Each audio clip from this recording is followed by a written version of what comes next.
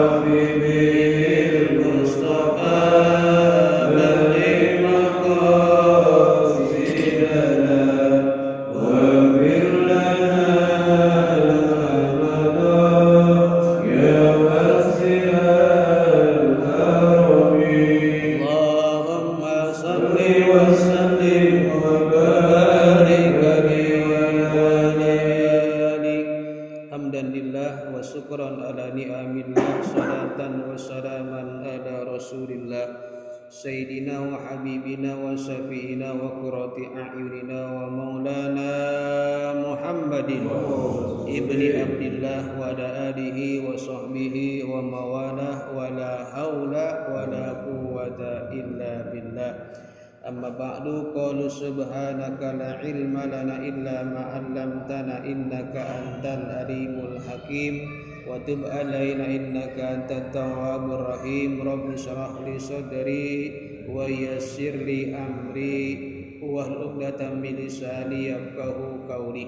Atfa'tu ghadabakum bila ilaha illallah wa anslabtu ridakum bila ilaha illallah wa astahawaiji bila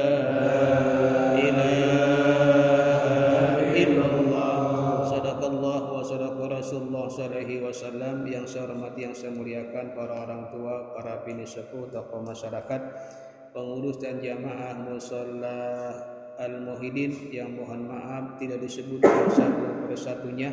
Mudah-mudahan kita semua yang hadir di mushola yang kita cintai ini, kita senantiasa dirahmati, diberkahi dan dicintai oleh Allah Subhanahu wa taala. Amin ya Allah ya rabbal alamin. Kembali kita bersyukur kepada Allah, alhamdulillahirabbil alamin. Pada ba'da maghrib ini Allah begitu sangat sayang sama kita. masih memilih kita sebagai hamba-hamba Allah yang taat kepadanya, masih menganugerahkan kepada kita rahmat-Nya, dan masih memberikan kepada kita berbagai macam nikmat-nikmat-Nya. Saat ini, malam hari ini, nikmat yang masih kita nikmati, yang masih kita rasakan adalah nikmat sehat wal afiat, nikmat panjang umur, dan dua nikmat yang sangat berharga buat kita, yaitu nikmat iman dan Islam, yang alhamdulillah dapat kita gunakan, kita manfaatkan, dan kita pakai untuk ibadah kepada Allah Subhanahu wa taala. Mudah-mudahan rangkaian ibadah yang telah kita lakukan, ibadah yang sedang kita perbuat, dan ibadah yang akan kita niatkan dengan niat yang baik, mudah-mudahan seluruh ibadah kita diterima dan mendapat ridha Allah Subhanahu wa taala. Amin ya Allah ya rabbal alamin. Salawat dan salam disampaikan kepada uswatun hasanah kita, kepada idola kita, panutan kita, imamul ummah wajul karamah, imamid dunya wal akhirah, Nabi kita Muhammad sallallahu alaihi wasallam, berikut keluarganya, para sahabatnya, dan para pengikutnya, termasuk kita sebagai umatnya yang hari ini, saat ini sedang berjuang untuk menghidupkan dan menggali sunnah-sunnahnya. Di antara sunnah yang kita hidupkan di musalah yang kita cintai ini adalah silaturahim dan taklim duduk pengajian. Mudah-mudahan dengan perjuangan kita menghidupkan sunnah Rasulullah di musalah ini, kelak di yaumil kiamah nanti kita akan dikenal dan akan diakui sebagai umat Nabi kita Muhammad SAW, dan tentunya harapan kita akan mendapatkan syafaatnya. Amin ya Allah ya rabbal alamin. Hadirin yang saya hormati, seperti biasa mohon keikhlasan kita baca Fatihah lebih dahulu. Mudah-mudahan dengan berkah Fatihah, dengan karamah Fatihah, kajian malam hari ini tentang keistimewaan bulan Dzulhijjah, yaitu bulan haji, nanti insya Allah akan menjadi ilmu yang bermanfaat di dunia wal akhirah. Amin ya Allah ya rabbal alamin.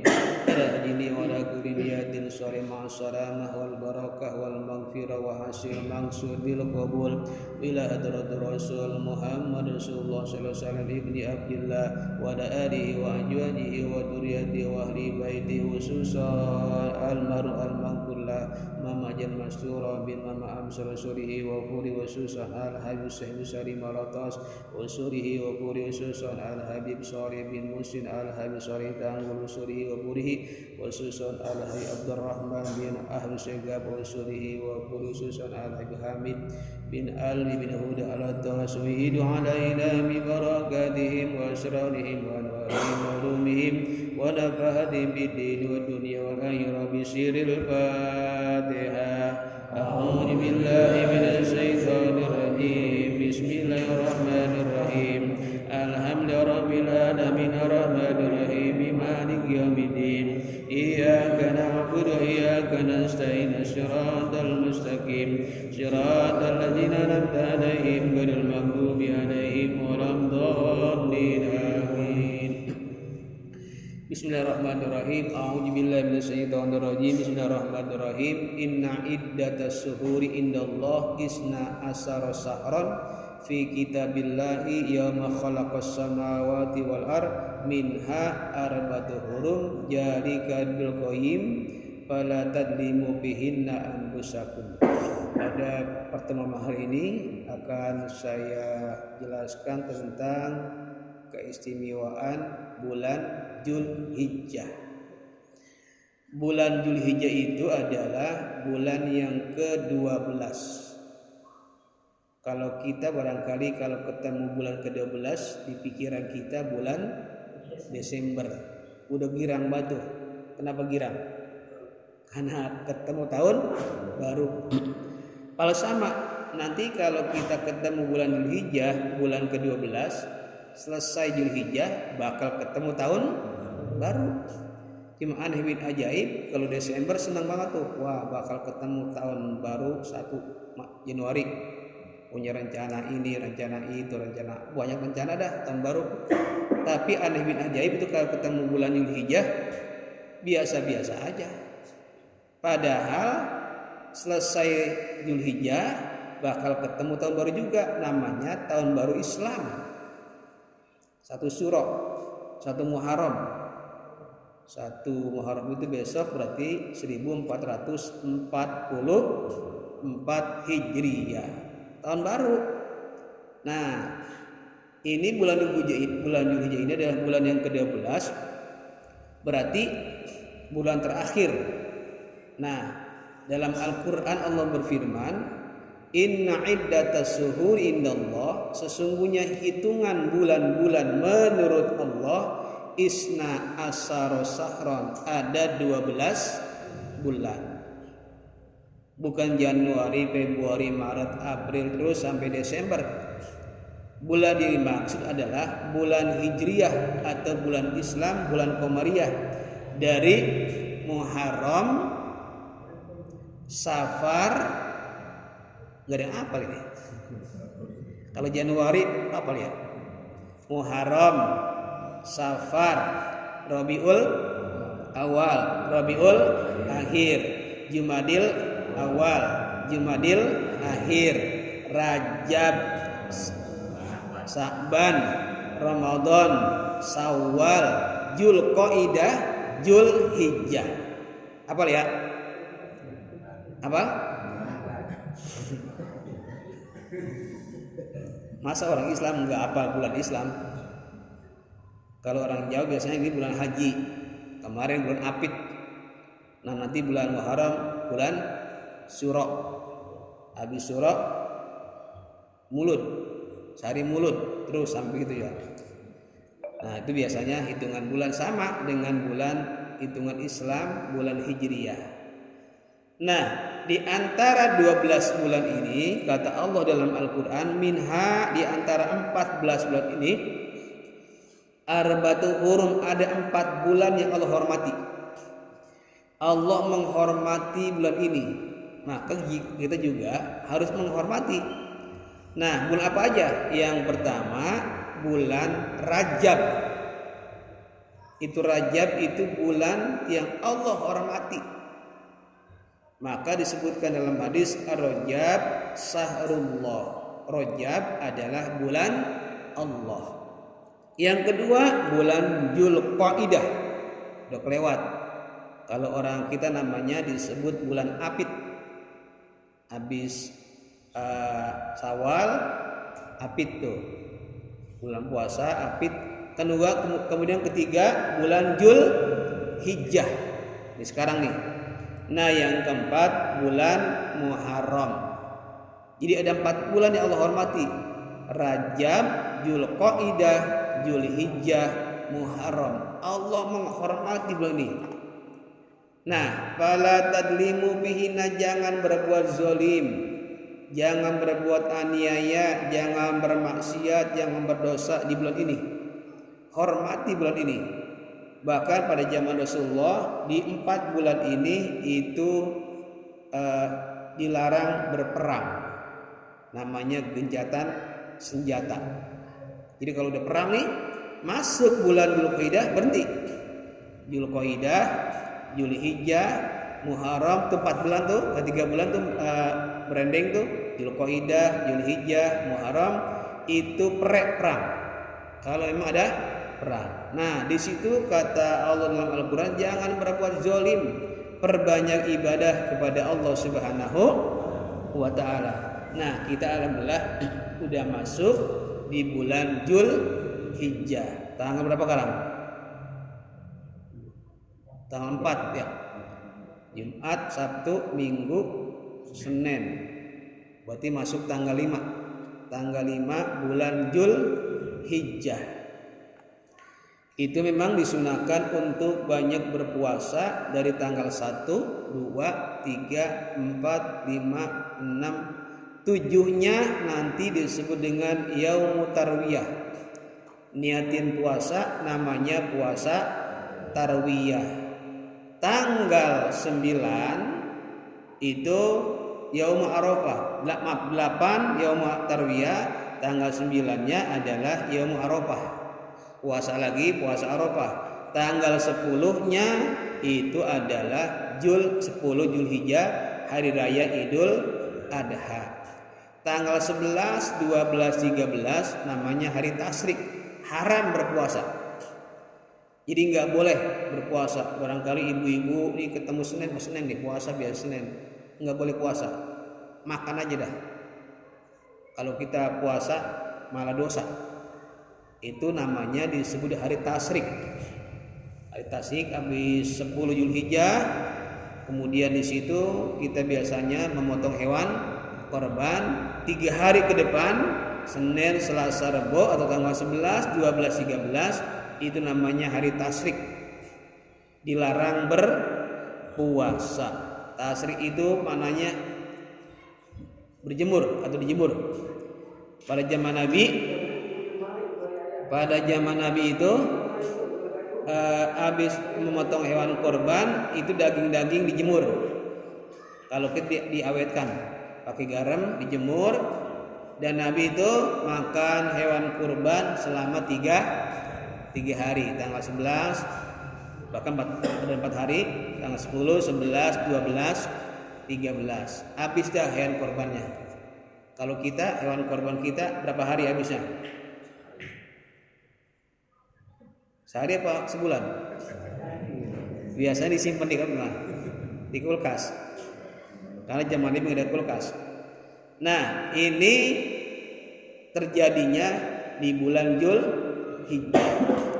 Nah, terkait tentang bulan Zulhijjah Dzulqa'dah ini, yang hari kurban, itu ada kisah yang dikisahkan dalam Al-Qur'an tentang peristiwa Nabi Ibrahim dan Nabi Allah Ismail. Ya, saya akan cerita secara singkat garis besarnya aja. Nabi Ibrahim ini itu adalah nabi, termasuk nabi yang disebut nabi yang sangat luar biasa. Beliau ini punya musuh seorang raja, namanya Raja Namrud. Raja Namrud ini raja yang berkuasa sampai Nabi Ibrahim itu dibakar. Jarang ada cerita seorang nabi itu dibakar. Saking kesalnya sama Nabi Ibrahim, Nabi Ibrahim ini itu dihukumnya dibakar, dikumpulkan kayu bakar. Karena Nabi Ibrahim ini gigih dalam berjuang, dalam menyiarkan tauhid tentang keesaan Allah Subhanahu wa Ta'ala. Dibakar, dikumpulkan kayu bakar yang luar biasa, kemudian dilemparkan di tengah kobaran api. Kemudian kata Allah dalam Al-Quran, ketika dilemparin ke tengah-tengah api yang luar biasa besar, mungkin besar lah. Allah berfirman dalam Al-Quran, ya narukuni badan wassalaman ala Ibrahim. Ya api dingin. Itu kan yang namanya api panas. Itu perintah Allah jadi dingin, itu menggigil. Bayangin. Ya narukuni badan selamatkan Ibrahim. Jadi di samping dingin diselamatin. Kalau seandainya dingin doangan enggak diselamat, mati juga. Ini kenapa Nabi Ibrahim mati? Matinya kedinginan di api. Ini enggak dingin tapi menyelamatkan. Makanya banyak nih para orang-orang yang ingin punya ilmu kebal tentang tahan api, baca aja nih ayat ini. Ya narukuni badan wassalaman ala Ibrahim, korek api langsung taruh, insya Allah kebakar. Ya. Itu Nabi Ibrahim dilempari ke api, apinya dingin, wassalaman dan selamat.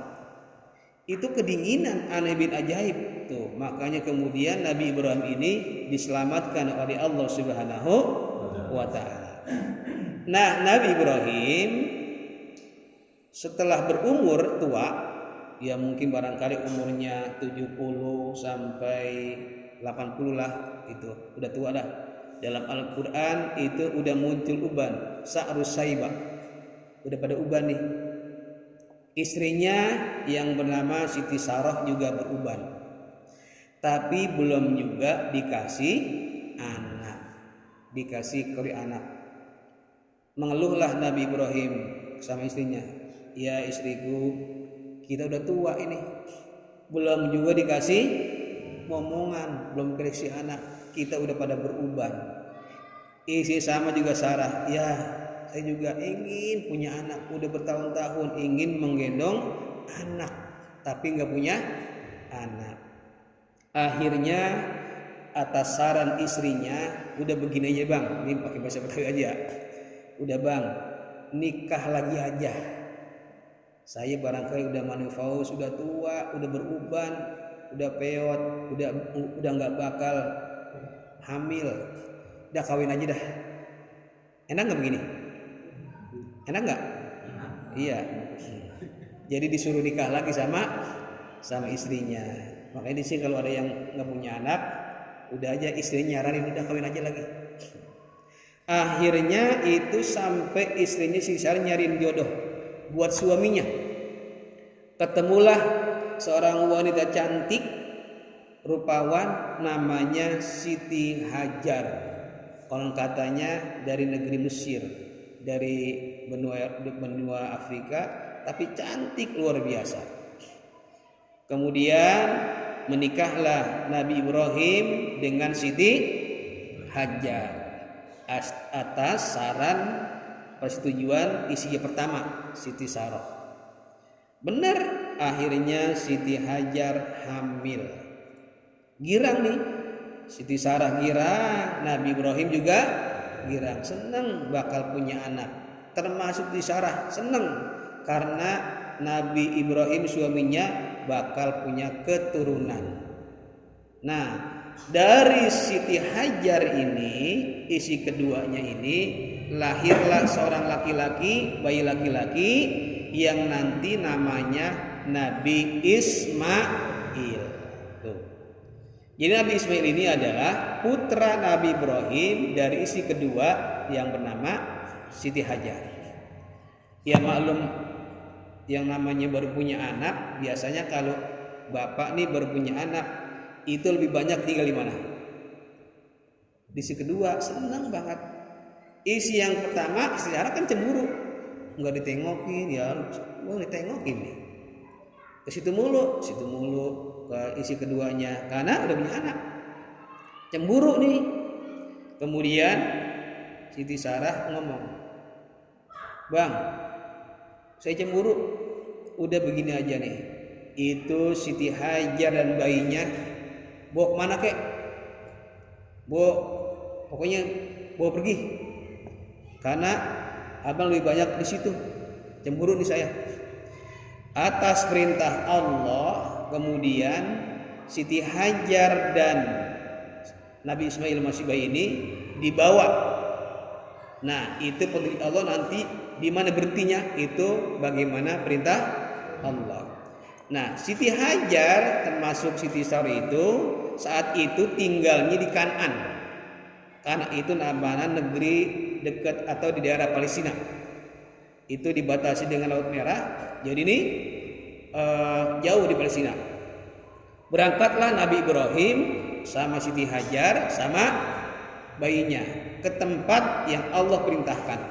Jalan terus dari mulai Kan'an Palestina, jalan sampai berhenti di tengah padang pasir. Gunung kiri gunung, nggak ada pohonan, tempatnya tandus, padang pasir semuanya, dan dalam keadaan panas yang sangat luar biasa. Nabi Ibrahim disuruh berhenti di situ. Dah, tinggalkan istrimu dan anakmu di situ. Nggak mikir-mikir, ya ini tempatnya nggak ada pohon, hanya padang pasir, bahkan nggak ada sumber air, nggak ada kali sama sekali, nggak ada sumur, nggak ada. Karena perintah Allah, ditinggalin aja. Itulah Nabi Ibrahim, luar biasa. Percaya akan kudrah dan irada Allah. Itu istrinya Siti Hajar dan masih bayi itu Nabi Ismail tinggal aja. Diletakkan di situ di tengah padang pasir yang panas, yang tandus, nggak ada pohon, pokoknya nggak ada apa-apa di situ, ditinggal. Lama kelamaan bekal habis, minuman habis, air habis, sampai air susu dari Siti Hajar juga kering, sudah nggak ada apa-apanya lagi, habis semuanya, makan habis. Ya, Siti Hajar dan bayinya lapar. Apalagi Nabi Ismail itu masih bayi, udah aus, pengen nete, udah kering. Ditaruhlah Nabi Ismail di batu. Kemudian Siti Hajar nyari air, bolak-balik ke atas, bolak-balik, lihat ke sono kayak ada air, balik lagi, dari sono kayak 7 kali. Lari-lari 7 kali dari Bukit Sofa sampai Bukit Marwa, nyari-nyari air. Nah, ini yang nanti kita sebut namanya sa'i, perjalanan atau lari kecil dari Bukit Sofa dan Bukit Marwa. Ini termasuk ritual haji atau umroh. Jadi kalau yang pernah umroh atau pernah haji pasti melakukan sa'i, lari kecil dari Bukit Sofa dan Bukit Marwa. Kalau dulu bukit tuh begini nih. Kalau sekarang mah udah enak tempatnya, pakai AC lagi, pakai marmer itu ubinnya. Dulu mah itu padang pasir. Kemudian udah 7 kali balik, itu Nabi Ismail udah meronta-ronta, nangis jadi-jadinya karena lapar dan haus. Kemudian disamperin tuh Nabi Ismail, akhirnya Nabi Ismail atas kehendak Allah menendang batu. Nah, keluarlah air. Itu airnya kayak keluar dari, mohon maaf ya, kayak air kencing tuh. Kayak keluar di sedotan kecil. Dikumpulin air.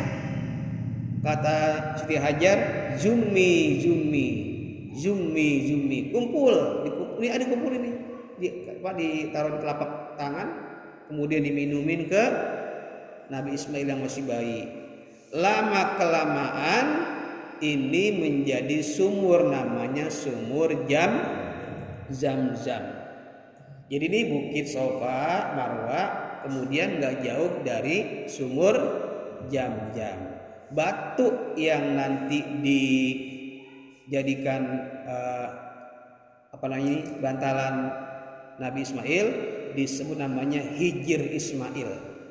Mungkin kalau kita ke Mekah atau ke Masjidil Haram itu bakal ketemu namanya Hijr Ismail. Nah, kemudian itu air lama-lama besar, kemudian banyak orang yang mampir, bayar, lama-lama kaya nih Siti Hajar dan Nabi Ismail. Jadi bisa hidup dari sumur Zam-Zam. Itu orang dagang ke situ nyari, dagang dikasih makanan, itu lama-lama jadi penguasa sumur Zam-Zam.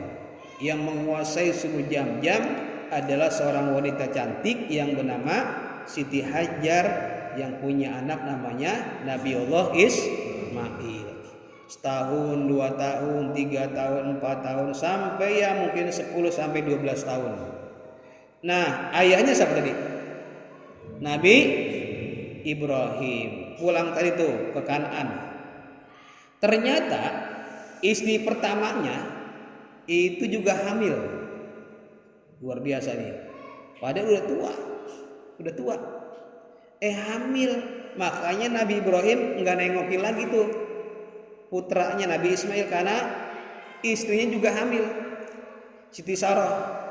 Nah, nanti dari Siti Sarah ini lahirlah seorang bayi namanya Ishak yang kita kenal Nabi Ishak. Nabi Ishak itu nanti terkenal dengan Israel. Nah, keturunannya nanti namanya Bani Israel. Jadi Nabi Ibrahim itu punya anak 2. Satu dari istri kedua namanya Ismail, Nabi Ismail dari Siti Hajar. Anak yang kedua dari istri pertama yang namanya Ishak. Nanti punya anak Yakub, ada yang bilang Yakub yang menjadi namanya Israel. Yakub aib terus sampai Nabi Daud, Sulaiman, Nabi Musa, terus ini banyak para nabi nih. Sampai terakhir Nabi Isa alaihi salam itu termasuk Bani Israel. Dalam Al-Quran ada namanya surat Bani Israel. Itu diambil dari keturunan Nabi Ibrahim dari Siti Sarah. Mungkin Yakub atau Nabi Ishak alaihi salam. Nah, udah 12 tahun ditinggal, walaupun dia punya anak nih Nabi Ibrahim, kangen sama anaknya yang ditinggal dulu tuh di Mekah, ditinggalin, kangen. Tiba-tiba ngimpi dalam Al-Quran, ngimpinya begini, pokoknya kamu punya anak yang ditinggalkan di Mekah itu tolong dipotong, azbahuka, disembelih. Kata Nabi Ibrahim, enggak mungkin lah, masa Allah memerintahkan motong anak. Tapi ngimpi lagi 2 kali, sama perintahnya, tolong anakmu yang Ismail ini disembelih. Sampai 3 kali ngimpi. Ternyata yakin ini perintah Allah.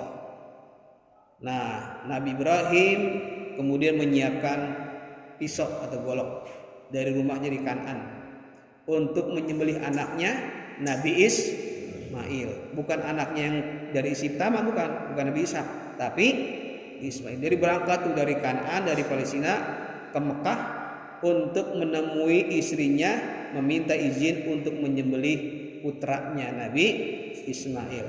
Pas sampai, ngomonglah sama istrinya Siti Hajar, saya diperintahkan oleh Allah untuk menyembelih anak kita Ismail.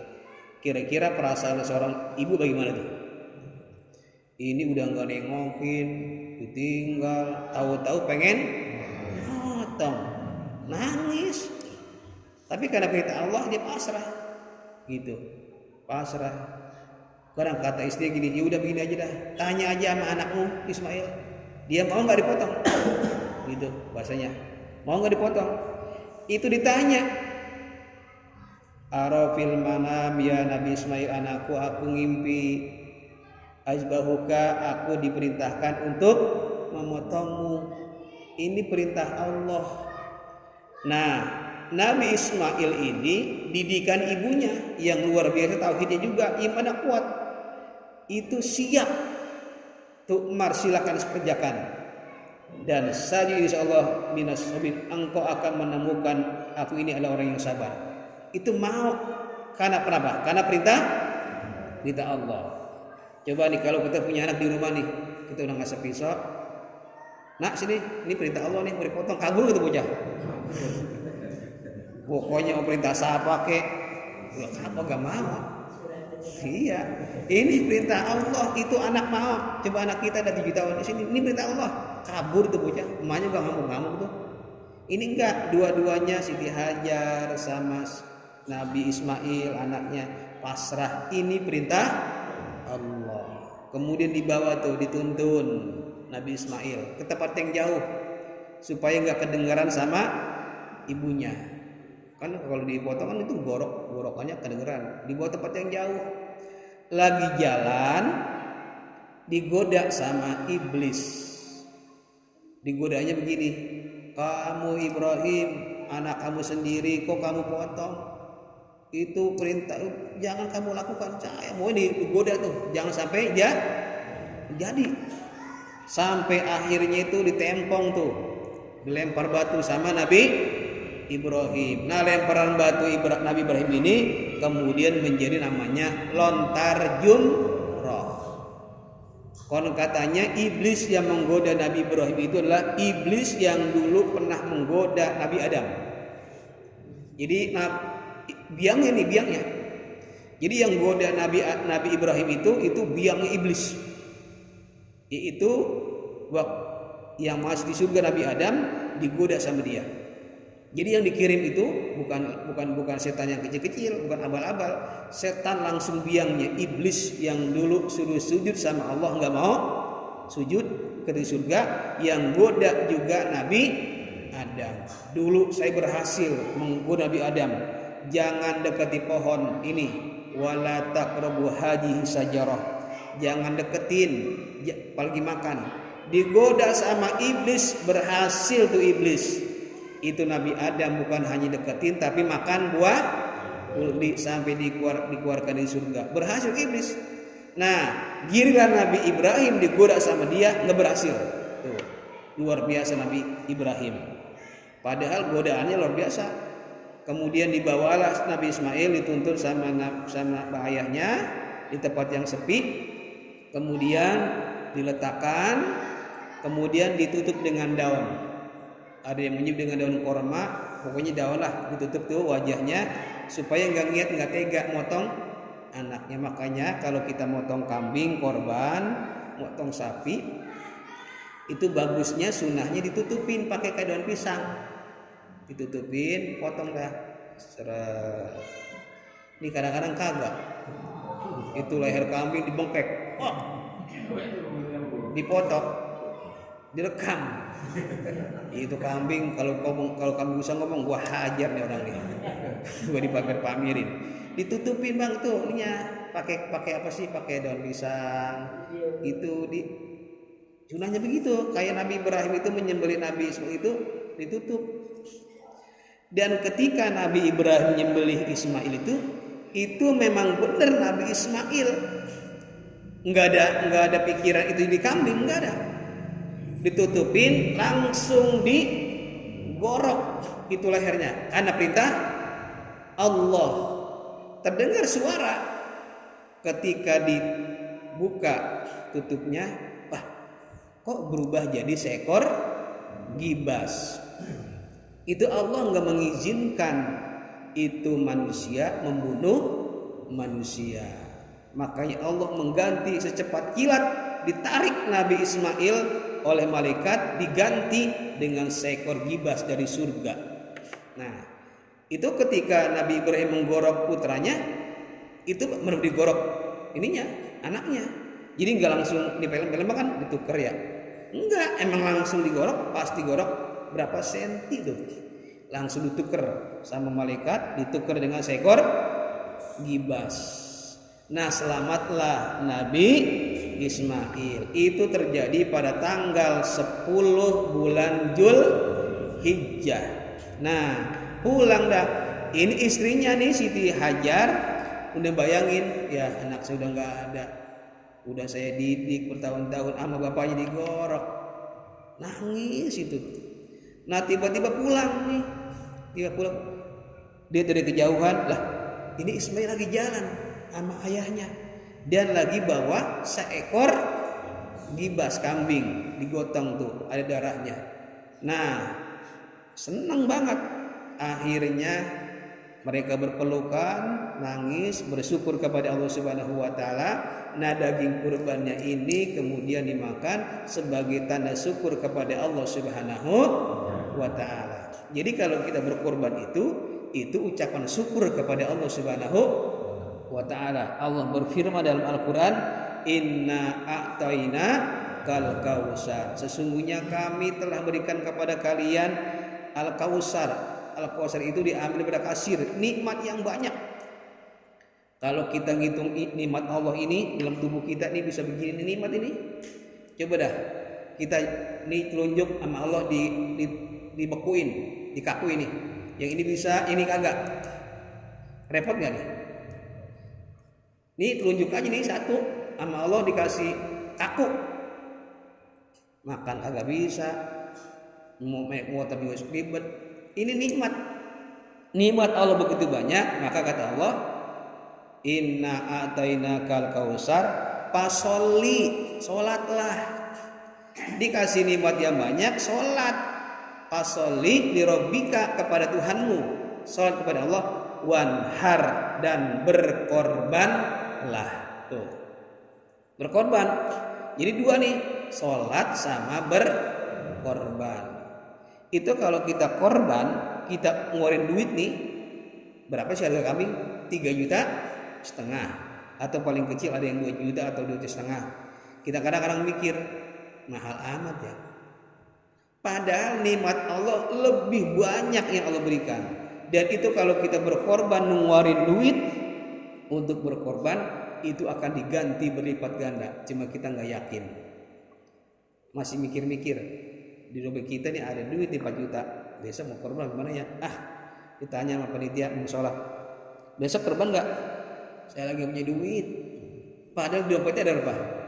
Ada 4 juta, ada 5 juta. Padahal itu adalah kalau kita yakin akan diganti oleh Allah Subhanahu wa taala. Wanhar inna sani'aka huwal abtar. Dan sungguhnya Allah, engkau bukan orang yang terputus. Berarti kalau kita berkorban, insya Allah bukan orang yang terputus dari rahmat Allah Subhanahu wa Ta'ala. Nah, selesai Nabi Ibrahim dan Nabi Ismail itu melakukan tadi, bersyukur kepada Allah, kemudian Nabi Ibrahim dan anaknya Nabi Ismail diperintahkan oleh Allah untuk membangun rumah. Rumah inilah yang disebut dengan Baitullah, Ka'bah. Jadi ini ada namanya sumur Jam-Jam, ada Hijr Ismail, ada Ka'bah. Ada lagi satu lagi. Apa itu namanya? Nah, ketika Nabi Ibrahim itu bikin Ka'bah, itu ada stegernya. Steger yang buat naik nih. Jadi kalau bikin Ka'bah itu, kalau girang ke atas, naik ke atas, itu Allah ngasih batu buat dia jejekin kakinya. Ada batu segini gini, mungkin gini terbang. Kalau niat hatinya Nabi Ibrahim ke atas, dia ke atas. Ke bawah. Ini yang tukang enak nih kalau beginian. Ya. Iya. Bikin rumah nggak pakai kayu lagi, nggak pakai kasok, pakai batu aja, naik ke atas, turun, sampai selesai itu Nabi Ibrahim bikin Ka'bah yang bentuknya kotak, namanya kotak kubus tuh Ka'bah. Kemudian batu yang tadi gunakan ditaruh tuh dekat sumur Jam-Jam, namanya Makom Ibrahim. Bukan berarti tempat makom, kuburan. Itu ada batu. Nanti yang umroh nih, yang haji, intip tuh kayak kandang burung tempatnya, intip. Itu ada batu, ada telapak kaki di situ. Itu namanya telapak kaki Nabi Ibrahim. Nah, sebelum ditaruh, Nabi Ibrahim itu diajak naik ke atas batu, setinggi-tingginya sampai melebihi gunung. Nah, Nabi Ibrahim berucap, Labaik Allahumma labaik. Itu dipanggil sama Ibrahim, ayo kemari melakukan ibadah haji. Itu terjadi ketika zaman Nabi Ibrahim. Nah, panggilan ini kemudian sampai ke RT 4. Ada yang udah berangkat haji kan? Tuh ada yang berangkat haji, ada yang umroh sampai ke Papua, mau kemana aja. Itu terdengar dari sana. Makanya ibadah haji itu adalah panggilan Nabi Ibrahim, atau yang kita sudah panggil Allah lewat Nabi Ibrahim. Nah, disitulah ada Ka'bah, ada sumur Jam-Jam, ada Makom Ibrahim, ada Hijr Ismail, ada Sofa, dan ada Marwah. Itu kejadiannya pada bulan Zulhijjah. Maka orang pergi hajinya itu bulan Zulhijjah, bulan haji. Ini ada majah baru. Kosono kan rame, penuh kan ya? Wah, enggak. Bagaimana kalau kita bagi dua aja? Nanti berangkat hajinya di bulan Syawal. Syawal bulan haji, bagi tiga. Enggak bisa. Yang nama haji di bulan haji, Zulhijjah. Ini kadang-kadang ada majah baru, daripada nanti repot-repot, udah aja bikin haji di bulan Mulid. Di Mekah bikin lagi, nggak bisa, karena memang kejadiannya saat itu Nabi Ibrahim sama Nabi Ismail itu terjadinya di bulan Zulhijjah. Nah, makanya kita berdoa kepada Allah. Makanya kalau ada sholawat namanya sholawat Ibrahimiyah, Allahumma sholli ala sayyidina Muhammad wa ala sayyidina Muhammad kama sholaita ala Ibrahim wa ala sayyidina Ibrahim wa barik ala sayyidina Muhammad wa ala sayyidina Muhammad kama barakta ala Ibrahim. Oleh Ibrahim itu ada kata Ibrahim itu. Jadi disandingkan Nabi Muhammad dengan Nabi Ibrahim. Siapa yang baca ini, insya Allah akan dimudahkan untuk berangkat haji ke Baitullah. Baca itu ya. Mudah-mudahan dikabul oleh Allah Subhanahu wa Ta'ala. Ya, karena kita sudah waktu lagi Isya. Intinya bahwa di bulan ini, bulan Zulhijjah, yang pertama kita disunahkan untuk puasa.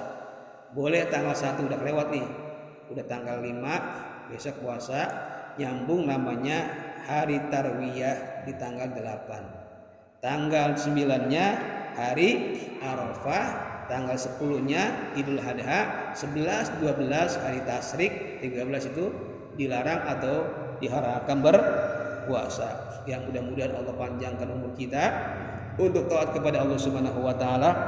Yang punya rezeki silakan berkorban dengan niat ikhlas kepada Allah Subhanahu wa taala. Mudah-mudahan diganti oleh Allah Subhanahu wa taala dari uang yang dikeluarkan untuk berkorban. Mudah-mudahan dengan korona Fatihah, dengan berkah Fatihah yang sakit Allah angkat penyakitnya, Allah sembuhkan dari penyakit-penyakitnya. Kemudian orang-orang yang sedang punya masalah, punya problem, Allah berikan kelancaran dan kemudahan urusannya. Dan orang-orang yang belum mendapatkan hidayah diberikan hidayah oleh Allah Subhanahu wa taala. Ala hajini wa ala kulli niyatin sholih ma'asara wa barakah wasyifa wal hidayah al-Fatihah. A'udzu billahi minasyaitonir rajim. Bismillahirrahmanirrahim. Alhamdulillahirabbil alamin. Ar-Rahmanir Rahim Maliki Yaumiddin.